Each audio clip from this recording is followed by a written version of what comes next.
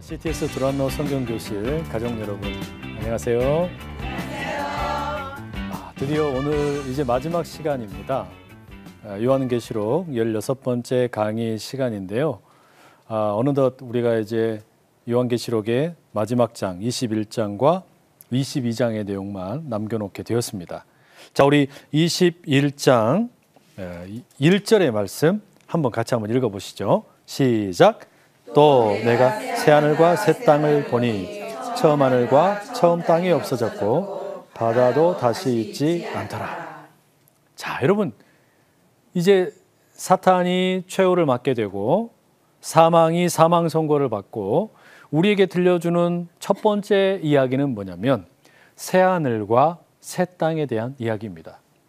새하늘과 새 땅, 이게 우리 기독교의 어떤 잘못된 그 이단을 어떤 지칭하는 신천지라는 분들이 계시죠. 이분들이 가지고 가는 표현이 바로 이 새하늘과 새 땅이잖아요. 그분들이 사용해 버리는 바람에 이 어떤 그 풍성한 이미지가 많이 훼손되어 버리기는 했지만 새 하늘과 새 땅이라는 것은 지금 현재 있는 처음 하늘과 처음 땅이 사라지고 새롭게 만들어지는 세상을 말합니다. 그러니까 아담과 하와 이후에 죄로 인해서 물들었던 하늘과 땅의 모든 것들이 완전히 새로워지는 것, 완전히 질서가 새로워지고 삶의 모든 것이 새로워지는 것, 이것을 새하늘과 새 땅이라고 표현해주고 있습니다. 그런데 여러분, 여기서 참 흥미로운 게 뭐냐면요, 성경 이야기 창세기 1장 1절은 창세기 1장의 이야기는 하나님께서 하늘과 땅을 만드신 이야기로 시작을 하죠. 그리고 성경 66권의 맨 마지막인 요한계시록은 문을 닫으면서 뭘 하냐? 또 다른 하늘과 땅의 창조 이야기를 들려주시는 거예요.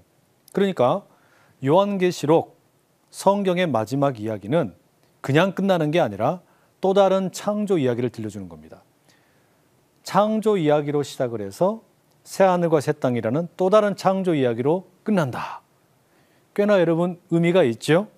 이게 여러분 이 요한계시록 속에 참 재미있는 그런 어떤 모습입니다. 그래서 이 요한계시록은 이제 새로운 세상을 보여줍니다. 그런데 이 새로운 세상에는 앞선 처음 하늘과 처음 땅과 달리 바다가 없어요. 바다가 없다라는 것은 지금 우리 눈에 보이는 오대양, 이 어떤 바다, 그리고 뭐 동해, 서해, 남해 이런 바다를 의미하는 게 아니라 이거 역시 상징적인 표현입니다.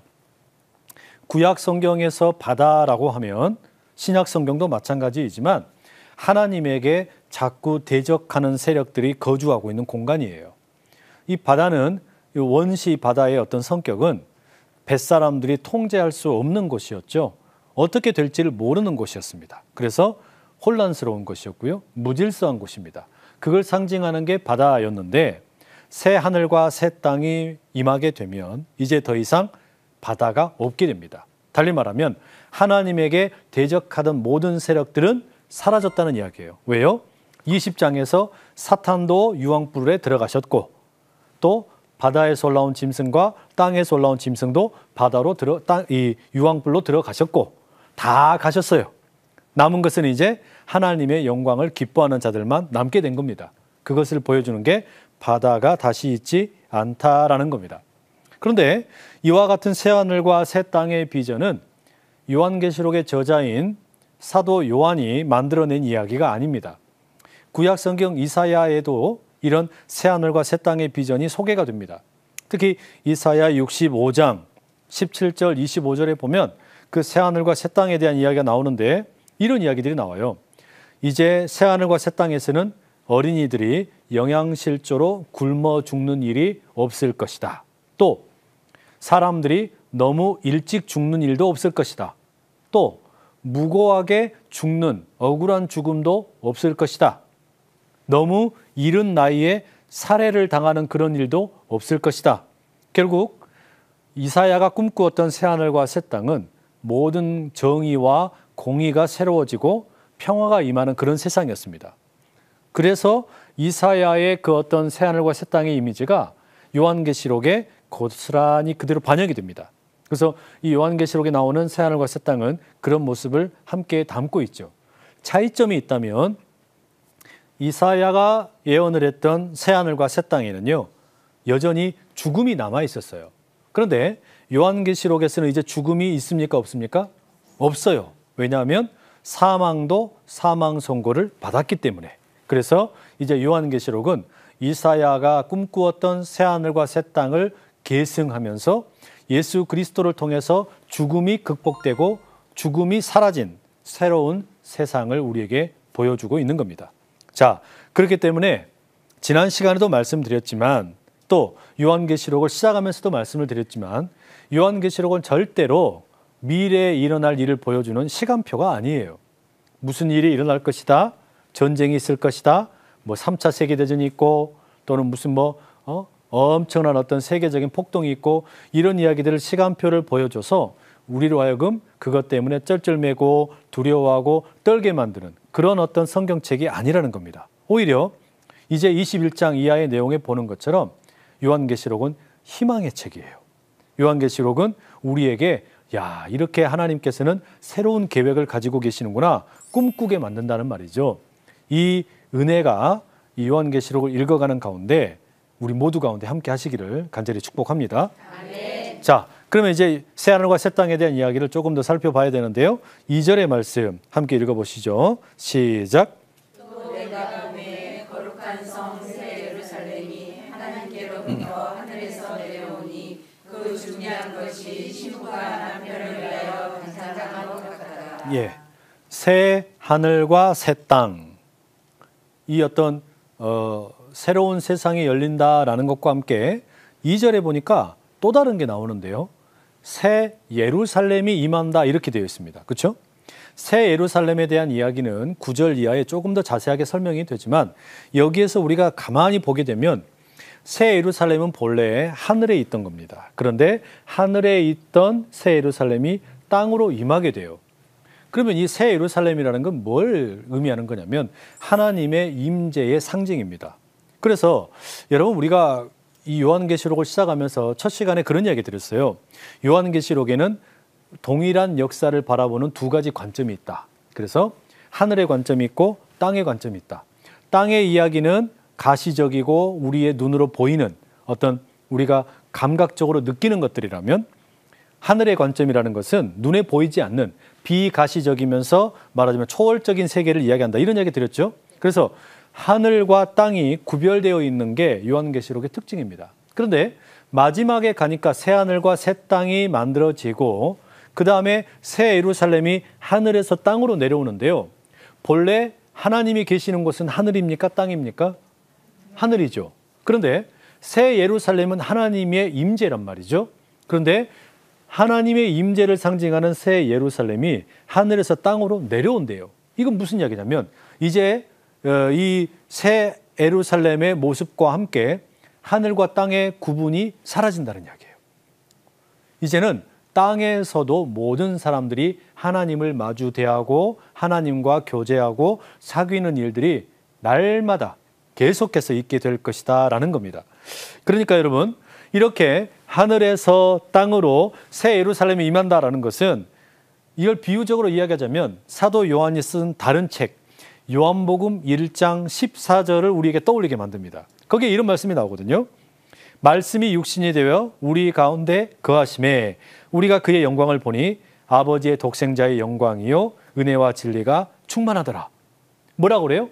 말씀이 하늘에 계시는 말씀이신 예수님이 육신이 되셔가지고 우리 가운데 거하신다. 이 거하신다라는 표현이 뭐냐면 텐트를 치신다라는 이야기예요. 우리 가운데 텐트를 치시고 함께 거하신다는 거예요. 그 예수님의 거하신 기간이 몇 년입니까? 33년의 생애를 이 땅 가운데 사셨어요. 예수님께서 하늘에서 땅으로 오셔가지고 33년 동안 우리에게 하나님의 임재로 나타나셨습니다. 그것만 해도 지금까지 교회의 역사 2000년을 붙들어가는 놀라운 은혜가 있었는데 새 예루살렘이 하늘에서 땅으로 내려오면 이게 얼마나 기가 막힌 일이겠어요. 하나님과 더불어서 우리가 함께 날마다 웃고 즐기고 잔치를 벌이고 찬송하고 예배하는 이 일이 있게 된다는 이야기예요. 감격스럽겠죠? 그게 여러분 이 요한계시록에 보여주는 마지막의 모습입니다. 그래서 이렇게 하나님과 함께 거하다 보니까 사망이 없어요. 애통함이 없어요. 눈물이 없어요. 모든 것을 회복하시고 치유하시는 역사가 일어나게 된다라는 겁니다. 자, 그러면 이런 어떤 이 모습 가운데 5절의 말씀 한번 보세요. 21장 5절의 말씀 함께 읽어봅니다. 시작. 보좌에 앉으시니가 이르시되 보라 내가 만물을 새롭게 하노라 하시고 또 이르시되 이 말은 신실하고 참되니 기록하라 하시고. 예. 자, 보좌에 앉으신 분이 그러니까 하나님께서 또는 예수님일 수도 있어요. 이 말씀을 하십니다. 보라 내가 만물을 새롭게 하노라. 만물을 새롭게 하노라. 하늘과 땅 모든 것을 새롭게 하노라. 새 하늘과 새 땅을 만듭니다. 그리고 하늘에서 땅으로 새 예루살렘이 임하게 됩니다. 이건 여러분 그러니까 그냥 리모델링을 하는 게 아니에요. 완전히 전면적인 새로운 창조가 있게 된다는 이야기입니다. 물론 과거의 모습이 유지될 수도 있어요. 그러나 이것은 전혀 다른 차원의 질서가 만들어지고 세상의 역사가 시작된다라는 겁니다. 그래서 이 새하늘과 새 땅에는요, 말씀드렸던 것처럼 바다가 없습니다. 또 죽음이 없습니다. 그렇죠? 그 다음에 밤이 없어요. 왜요? 하나님의 영광이 너무 눈부셔가지고 이제 더 이상 밤이 존재하지를 않게 됩니다. 또한 저주가 없어요. 21장과 22장에 보면 이런 내용들이 소개가 됩니다. 오로지 하나님의 영광의 광채만 쫙 퍼져가는 거예요. 그 하나님의 영광의 광채를 덧입으니까 우리도 어떻게 되겠어요? 막 빛이 나는 거예요. 굳이 동동구리물을 바르지 않아도 엄청나게 반짝반짝 빛나는 겁니다. 좋겠죠? 더 이상 여러분 이제 밤에 클렌징을 할 필요도 없어요. 너무너무 밝게 빛날 거니까. 그런 하나님의 영광 가운데 거하는 삶이 새하늘과 새 땅이라는 겁니다. 자, 그런데 6절에 보시면 이런 구절이 나옵니다. 또 내게 말씀하시되 이루었도다. 나는 알파와 오메가요. 처음과 마지막이라. 내가 생명수 샘물을 목마른 자에게 값없이 주리라. 생명수 샘물을 값없이 주리라. 이렇게 말씀하시는데 예수님께서 뭐라고 말씀하시냐면 이루었도다. 이 새하늘과 새 땅을 만드는 일을 내가 이루었도다. 이렇게 얘기하십니다. 이건 마치 여러분 하나님께서 창세기에서 천지를 창조하시는 일을 내가 다 이루었노라 말씀하시는 것처럼 들리고요. 또한 예수님께서 십자가에서 죽으시면서 마지막에 다 이루었다 말씀하시는 것처럼 천지를 창조하실 때 모든 창조를 이루셨고 예수님이 십자가에 죽으시면서 구원의 역사를 이루셨고 이제 요한계시록에서는 새 하늘과 새 땅의 역사를 또한 다 이루신다는 거예요. 그래서 무슨 일이 있게 되냐? 그렇게 되면 이제 생명수 샘물이 모든 사람에게 값없이 공짜로 나누어지게 됩니다. 그러니 이 여러분 생명 샘물을 받는다라는 것은 앞서 지금 현재 땅에 살고 있는 로마의 억압 가운데 있는 이 어떤 교회의 현실을 생각하면 기가 막힌 말씀이에요. 로마 제국의 핍박을 당하고 있는 성도들, 그들은요 돈이 없으면 아무것도 못해요. 돈이 없으면 아무것도 할 수 없는 그런 세상이었습니다. 짐승의 표와 같은, 말하자면 로마 황제를 하나님으로 숭배했다라는 표식이 있어야만 상거래를 할 수 있는 비참한 인생들이었습니다. 그런데 여러분 이게 로마 시대만 그랬냐? 지금도 마찬가지 아닙니까? 우리가 지금도요 돈이 없으면 아무것도 못하는 세상이 있잖아요. 얼마 전에 탈북 가정이 함께 너무나 안타깝게 함께 그 생을 달리했다. 생명이 다 마감을 했다. 이런 배고파서 죽었다는 이야기 봤잖아요. 돈이 없으면 아무것도 못하는 세상이 지금 여전히 우리 가운데 있습니다. 그런데 예수님께서 새하늘과 새 땅을 세우시는 이때에는 생명수 샘물을 값없이 주신다는 거예요. 여러분 이게 얼마나 감격스럽습니까? 더 이상 돈 때문에 울고 웃을 일이 없습니다. 누가 잘생기냐 못생기냐 이것 때문에 평가를 받을 일도 없습니다. 그러니 여러분 얼마나 부담이 없습니까? 그렇죠? 이제는 그냥 아름다운 하나님과 함께하는 삶을 우리가 살게 된다는 이야기예요. 이 은혜가 우리에게 가득하기를 축복합니다. 아멘. 자, 그런데 이것을 누리는 자가 누구냐?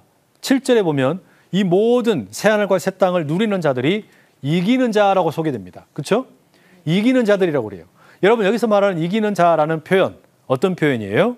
우리가 앞서서 에서버두 사빌라 이 소아시아에 있는 7교회 말씀에서도 나누었고 경우에 따라서 계속해서 계시록에 나오는 표현이었는데, 이기는 자라는 것은 우상 숭배하지 아니하고 끝까지 주님 붙들고 살아가는 사람들, 이들이 이기는 자라고 표현이 되지요. 바로 그들이 이런 은혜를 누리게 된다라는 겁니다. 내가 하나님의 자녀이고 하나님은 내 아빠, 아버지가 되시고 그 하나님의 품 안에서 우리는 부족한 것이 없는 삶을 누리게 되더라라는 겁니다. 반면에 8절에 보면 그 이기는 자들과 달리 예수 그리스도를 믿다가 중간에 변절하는 사람들, 혹은 예수님을 대적하고 악의 손에 어떤 붙들려 가지고 악에 의해서 쓰임 받는 자들, 또는 뭐 땅의 임금들, 땅의 상인들, 바다에서 배를 운행하는 사람들, 그렇게 다른 사람 눈에서 눈물 나게 만들고 핍박하며 살던 사람들, 이들은 어떻게 됩니까? 이들은 결코 새하늘과 새 땅을 경험할 수 있다 없다? 없단 말이에요. 20장에 이미 그들은 하나님으로부터 완전히 격리되고 말았습니다. 자, 그리고 이제 9절에 가게 되면 새 예루살렘에 대한 이야기가 조금 더 자세하게 설명이 돼요. 자, 우리 9절과 10절의 말씀, 제가 9절 읽고요, 여러분 10절 읽고 교독하겠습니다. 7 대접을 가지고 마지막 7 재앙을 담은 7 천사 중 하나가 나와서 내게 말하여 이르되, 이리 오라, 내가 신부 곧 어린 양의 아내를 너에게 보이리라 하시고, 성령으로 나를 데리고 크고 높은 산으로 올라가 하나님께로부터 하늘에서 내려오는 거룩한 성 예루살렘을 보이니. 예, 거룩한 성 예루살렘에 대한 이야기가 다시 소개가 되고 있죠. 근데 여기 보면 여러분, 이 거룩한 성 새 예루살렘을 뭐라고 묘사하냐면 신부로 묘사하고 있습니다. 그렇죠? 여러분, 그러니까 어린 양의 아내, 신부라는 겁니다. 이건 여러분, 앞서서 여러분 우리가 17장에 바벨론을 가리켜서 뭐라고 불렀습니까? 큰 음녀라 그랬죠. 많은 물 위에 앉아있는 큰 음녀. 그러니까 여인은 똑같은 여인이에요. 그런데 악에 의해서 붙들려 살아가는 모습은 음녀의 모습으로 하고 있고요. 지금 예루살렘, 새 예루살렘의 모습은 뭡니까? 그야말로 거룩하고 순결한 예수 그리스도의 신부로 묘사되고 있습니다. 이 새 예루살렘이라는 것은 앞서 말씀드린 것처럼 하늘에서 땅으로 내려온 하나님의 임재예요. 그래서 새 예루살렘이 임한다라는 것은 이제 하늘과 땅의 경계가 없어집니다. 하나가 되는 거예요. 이제 그곳에서 우리 모두는 하늘에 하나님이 계시는 것이 아니라 함께 하나님을 이 땅에서 경험하고 누리고 살아가는 그 임재를 맛보게 됩니다. 더 이상 아주 짧은 순간에 하나님의 임재 경험이 아니라 날마다 하나님 안녕하세요, 하나님 사랑합니다, 하나님 찬양합니다 하면서 함께 살아가는 거예요. 이 은혜가 새 예루살렘의 모습입니다. 자, 그런데 여러분, 여기서 우리가 사실 던져야 되는 중요한 질문이 있습니다. 그게 뭐냐면, 왜 하나님께서 마지막 때에 새 하늘과 새 땅을 만드시고 하늘에서 땅으로 하나님의 임재를 상징하는 표현이 새 예루살렘, 다시 말해 도시냐라는 거예요. 예루살렘이라고 하는 도시의 모습으로 하나님의 임재를 표현하느냐라는 거예요. 여러분, 이게 왜 궁금증을 자아내는 거냐면, 성경의 내용을 보게 되면 도시라고 하는 것은 그다지 하나님에 대해서 우호적이지가 않았습니다. 성경 속에 묘사되는 도시는 언제나 하나님에 대해서 대적을 하고 하나님에 대해서 배반을 하고 하나님에 대해서 나쁜 짓을 계획하는 게 이 도시의 모습이었기 때문에 그렇습니다. 실제로 여러분, 성경의 첫 번째 묘사되는 도시가 어디냐? 창세기 4장 17절에 보면 인생의 첫 번째 살인자인 가인이 세운 에녹이라는 도시입니다. 이 첫 번째 도시를 언제 세우냐면 가인이 자기의 동생인 아벨을 죽인 후에 에녹이라는 도시가 첫 번째 도시로 소개되고 있습니다. 그럼 여러분, 이 땅에 만들어지는 도시의 첫 번째 세운 사람이 누구냐고요? 첫 번째 살인자예요. 이런 어떤 묘한 뉘앙스가 도시 속에 깃들여 있습니다. 말하자면 이 도시에는 하나님에 대한 교만, 사람이 자기 뜻대로 할 수 있다는 어떤 인간 중심적인 생각, 이런 게 묻어 있는 게 도시의 특징이에요. 물론 가인이 세운 첫 번째 도시 에녹은 노아 홍수 때에 멸망하게 됩니다. 그리고 나서 두 번째 세워지는 성경의 도시는 바벨이라는 도시이죠. 사람들이 자신들의 이름을 높이 알리기 위해서 함께 모여가지고 성을 쌓습니다. 우리가 높이 하늘까지 성을 쌓아가지고 우리의 이름을 드러내자, 이렇게 한단 말이에요. 말하자면 이건 역시 어떻습니까? 도시의 모습이 그다지 긍정적이지가 않아요. 하나님을 대신하여 우리의 업적을 뽐내자, 이게 도시의 모습이란 말이에요. 그래서 하나님이 어떻게 하십니까? 이 도시 역시 언어를 혼잡하게 하셔가지고 사람들을 흩어버리십니다. 이후에도 성경 속에는 도시에 대해서 늘 부정적입니다. 소돔과 고모라와 같은 도시, 얼마나 악이 가득한 곳이었습니까? 뿐만 아니라 우리가 지금 요한계시록의 이 심판의 환상을 보면서 심판이 임하게 되는 그 장소가 어디로 상징적으로 묘사되냐면 바벨론으로 묘사가 됩니다. 그래서 바벨론에 대해서 뭐라고 얘기합니까? 18장 2절에 보면 무너졌도다, 무너졌도다, 큰 성 바벨론이요, 이렇게 얘기한단 말이에요. 큰 성이라는 게 뭐예요? 큰 도시라는 이야기입니다. 이만큼 이 도시라는 곳은 결코 하나님에 대해서 우호적이지 않은 곳입니다. 아니, 그런데 마지막 때에 새하늘과 새 땅을 만들어 놓고 하나님의 임재를 보여주는 것을 왜 도시의 이름을 가지고 오냐고요. 이 도시의 이름이 뭐냐면 예루살렘이에요.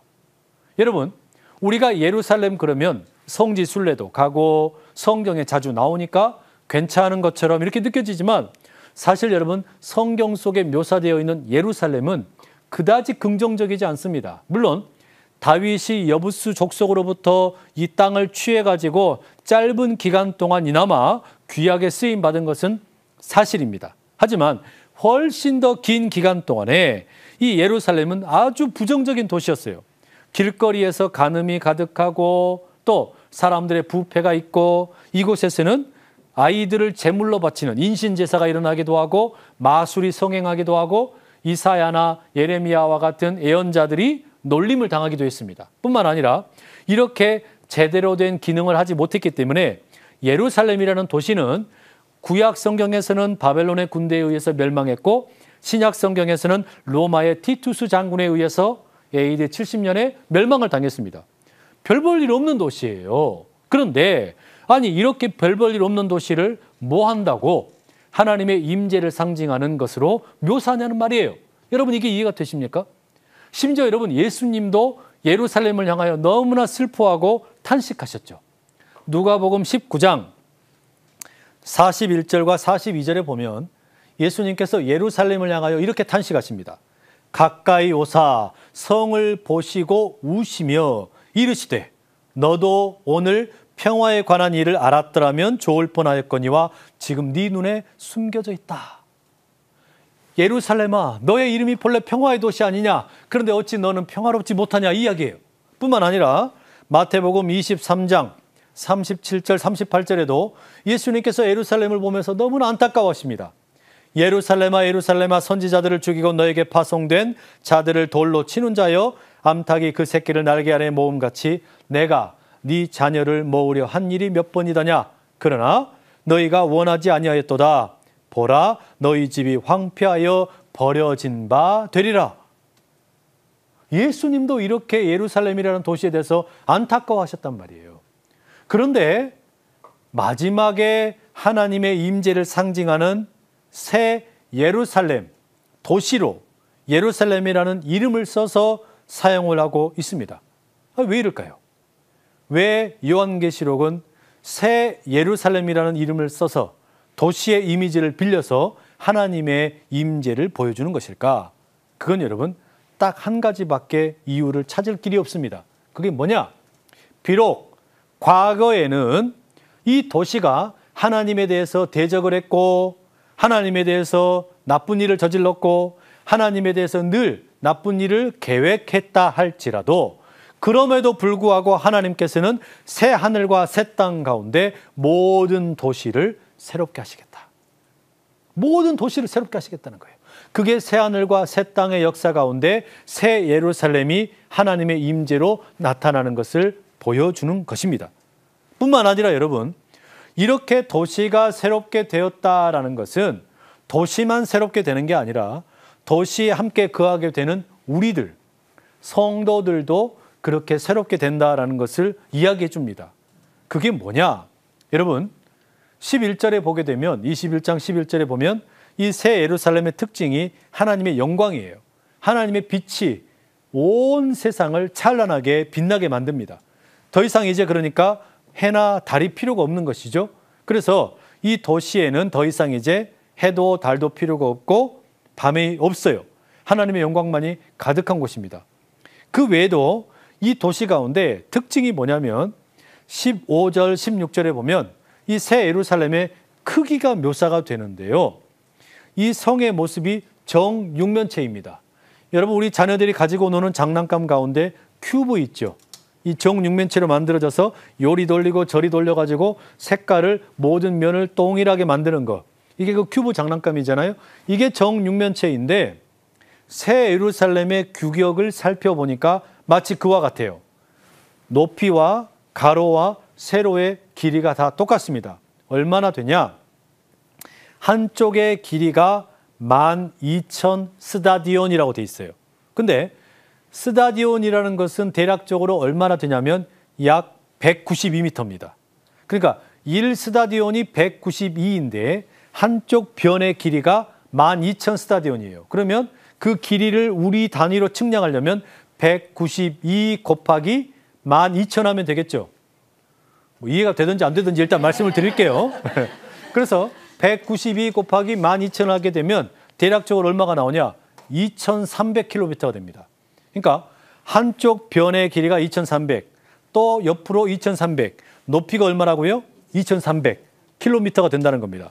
여기에서 2,300km를 가면 어디쯤 갈까요? 아마 미국까지는 못 가겠지만 여기에서 태평양 어느 한 지점까지는 갈 겁니다. 괌 정도까지는 가지 않을까 싶어요. 그 정도까지 좌변, 거기서 또 우변, 높이로 2,300km. 꽤 큰 정육면체가 만들어지겠죠. 그리고 여기에는 또 성곽이 있는데 17절에 보면 성곽의 높이가 144규빗입니다. 1규빗 그러면 이 손가락 끝에서 팔꿈치까지죠. 이게 대략적으로 한 50cm 됩니다. 그러니까 144규빗이면 대략적으로 높이가 한 72m 되는 거예요. 이건 여러분 어떤 실제적인 측량을 보여주는 것은 아니고 이 모든 것은 다 예루살렘, 새 예루살렘이 완전하다, 온전하다 이걸 보여주려고 하는 겁니다. 그런데 이런 말씀을 드리는 이유는 뭐냐면요. 이렇게 완전하고 온전한 새 예루살렘에는요. 성전이 없습니다. 왜냐하면 성전이라는 것은 하나님의 임재의 상징인데 새 예루살렘 자체가 하나님의 임재를 보여주기 때문에 더 이상 이제 성전이 없어요. 그런데 여기에서 제일 중요한 게 뭐냐면 12절 말씀 한번 읽어보세요. 새 예루살렘의 가장 중요한 특징 12절 함께 읽어보십니다. 시작. 크고 높은 성곽이 있고 12문이 있는데 문에 12천사가 있고 그 문들 위에 알이 섰으니 이스라엘 자손 12지파의 이름들이다. 예, 이 성곽에 지금 12개의 뭐가 있다고요? 문이 있다 그러죠. 그러니까 이 새 예루살렘 성에 출입문이 12개가 있는 겁니다. 그러면 동서남북으로 아마 짐작컨대 한쪽에 3개씩 3개 하면 12개의 성곽의 문이 만들어지겠죠. 그 다음에 14절 봐보세요.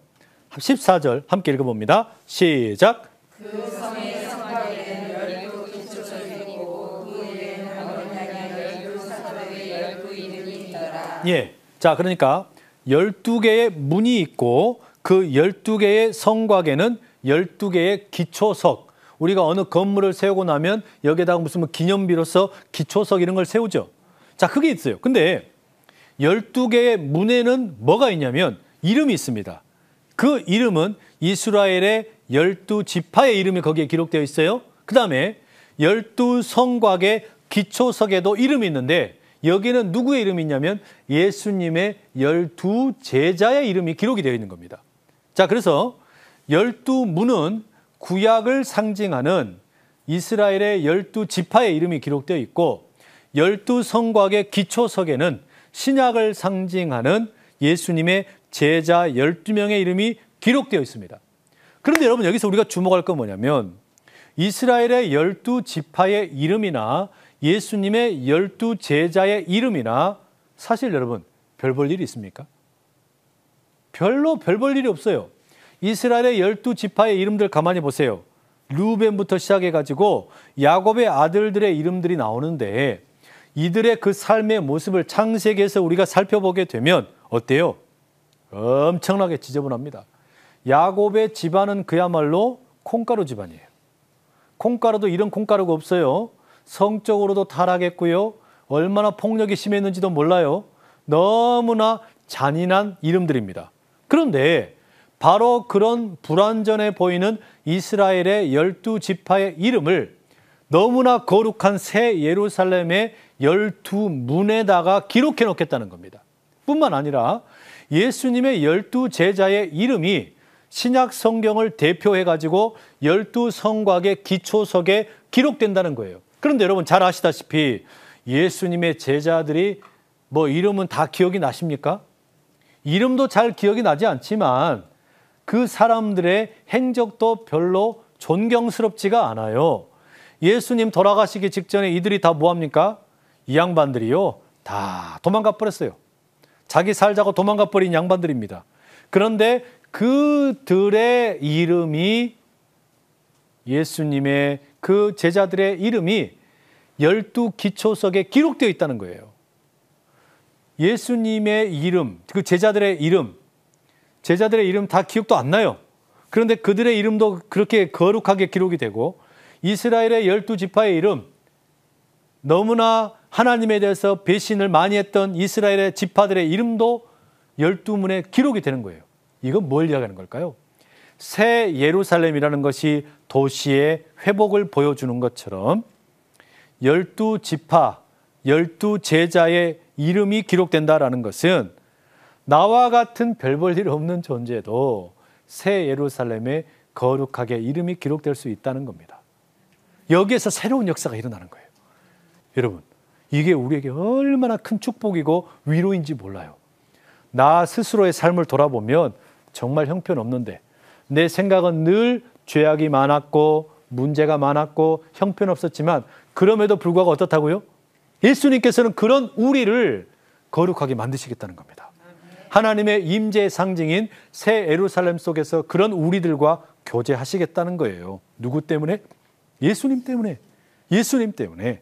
예수 그리스도를 붙들고 살았다는 그 이유 하나 때문에 우리의 이름이 거룩해지는 겁니다. 여러분, 이 은혜를 끝까지 누리실 수 있기를 축복합니다. 아멘. 자, 여러분, 그 다음에 이제 우리가 주목하게 되는 내용은 성경 66권의 이제 마지막 책 요한계시록의 마지막 장 22장입니다. 22장으로 넘어가시게 되면 1절에서 5절까지는 계속해서 그 새 예루살렘에 대한 묘사가 소개되고 있습니다. 그 부분은 우리가 건너뛰고요. 오늘 우리가 마지막에 조금 더 주목해 보고 싶은 건 뭐냐?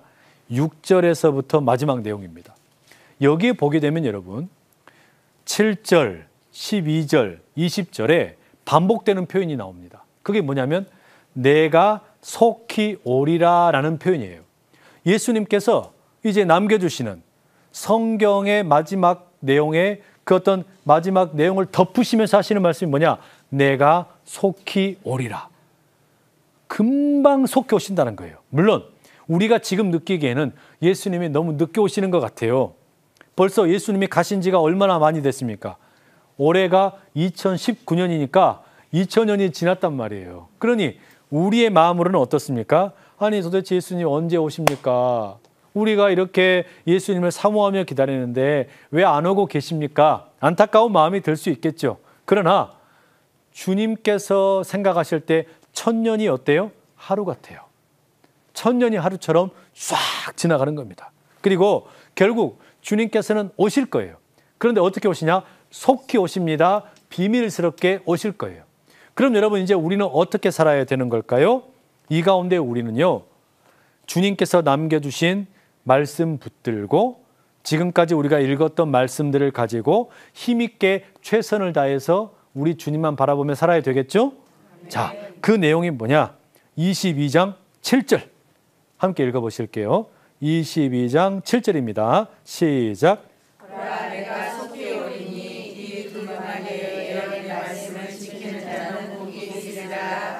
자, 보세요.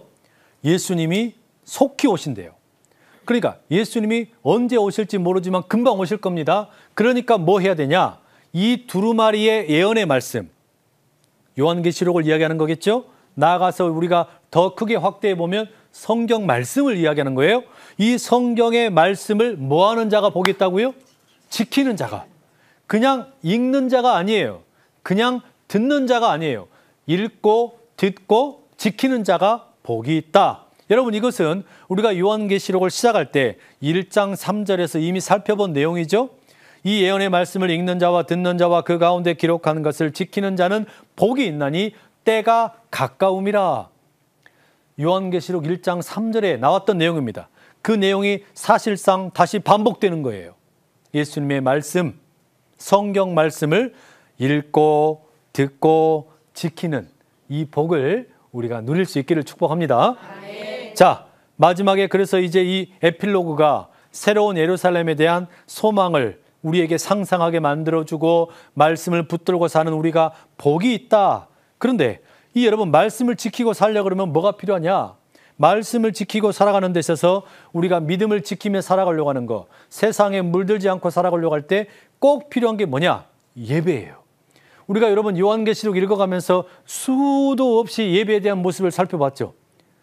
요한계시록 4장에서부터 시작되었던 예배, 사실은 그 앞에서 밤모습의 유배가 되었던 사도 요한이 주일날 예배드리다가 성령에 감동되어서 하나님께서 보여주시는 환상을 보여준 거 아니었습니까? 그러니까 요한계시록은 끝에서 처음부터 마지막까지 사실상 예배에 대한 책이에요. 마지막도 예배로 끝납니다. 이 두루마리의 예언의 말씀을 지키는 자가 복이 있는데 이걸 지키며 살리면 뭐가 필요해요? 예배를 드려야 돼요. 예배를 성공적으로 드리는 자가 결국 말씀을 지킬 수 있는 겁니다. 자, 그런데 여러분, 우리가 이 말씀을 지키고 붙들고 살기 위해서 예배를 드리는데 예배를 잘 드리는 게 쉬울까요? 어려울까요? 정말 어렵습니다. 그래서 여러분, 8절과 9절에 보면 사도 요한의 행동이 이상한 행동이 나옵니다. 자, 제가 8절 읽고 여러분이 9절을 읽습니다. 자, 8절입니다. 이것들을 보고 들은 자는 나 요한이니 내가 듣고 볼 때에 이 일을 내게 보이던 천사의 발 앞에 경배하려고 엎드렸더니 그가 이에 말하기를 나는 너와 네 형제 선지자들과 또 이 두루마리의 말을 지키는 자들과 함께 된 종이니 그리하지 말고 하나님께 경배하라 하더라. 자, 보세요 여러분. 요한계시록 성경이 끝나는 장면인데 사도 요한이 희한한 행동을 합니다. 지금 자신에게 환상을 보여준 천사에게 뭐예요? 엎드려서 예배하려고 했단 말이에요. 누구에게요? 천사에게. 하나님에게 예배하려고 하는 게 아니라 천사에게 엎드려 예배하려고 합니다. 여러분, 지금 성경이 마무리될 시점이잖아요. 성경을 닫아야 될 시점인데 사도 요한이 엉뚱한 예배를 드리는 내용이 소개되고 있는 거예요. 이게 지금 사도 요한이 처음이 아닙니다. 19장 10절에서도 사도 요한이 그 어린 양의 혼인잔치를 보여주었던 천사에게 그때도 한 번 또 엎드려 절하려고 그랬어요. 그때도 이러지 말라고 천사가 만류했거든요. 자, 여러분, 이게 뭘 이야기하는 걸까요? 성경의 마지막을 끝내려고 하면서 새하늘과 새 땅 보여주었습니다. 새 예루살렘을 보여주었습니다. 이 두루마리의 예언의 말씀을 지키는 자가 복이 있다고 했습니다. 그래서 예배를 잘 드리라고 했습니다. 그런데 예배를 드리려고 하는 사도 요한이 예배의 실패를 보여주고 있는 거예요. 이게 뭐냐? 우리도 그렇게 예배를 실패하기 쉽다라는 이야기예요. 무슨 말이냐면요, 우리가 성경 말씀을 지키고 순종하는 것보다 눈에 보이는 것에 빠져가지고 황홀경에 엎드려서 엉뚱한 것을 예배하기가 그만큼 쉽다는 거예요. 지금 여러분, 우리가 계속해서 뭐 했습니까? 로마 황제는 가짜다. 로마 황제에게 예배하면 안 된다. 이 이야기를 우리가 계속 귀에 못이 박히도록 들었는데 마지막에 끝날 때 지금 사도 요한이 누구에게 예배하려고 그래요? 천사에게 예배하려고. 이게 정말 얼마나 아이러니한 일입니까? 성경은 이만큼 우리의 예배가 쉽게 변절될 수 있다는 것을 이야기해 주고 있는 겁니다. 여러분, 가만히 보세요. 예수님께서도 이 땅에 오셔가지고 하나님 나라를 선포하시고 가르치시고 병든 자들을 치유하심으로 하나님 나라가 어떤 것인지를 보여주었어요. 그런데 사람들은요, 하나님 나라에 대한 선포나 가르침에 관심이 있는 게 아니라 예수님이 병든 자를 고치는 거, 거기에만 쏙 빠져버린 겁니다. 그 기적만 예배하려고 했단 말이에요. 이게 여러분 우리에게도 얼마든지 나타날 수 있는 겁니다. 무슨 말이에요? 우리가 하나님보다 기적을 예배하기가 쉽다는 이야기예요. 우리가 예수님을 예배하는 것보다 환상을 예배하는 게 더 쉽다는 이야기예요. 우리가 성령님을 의지하는 것보다 설교를 하는 설교자를 예배하는 게 더 쉬울 수 있다는 이야기예요.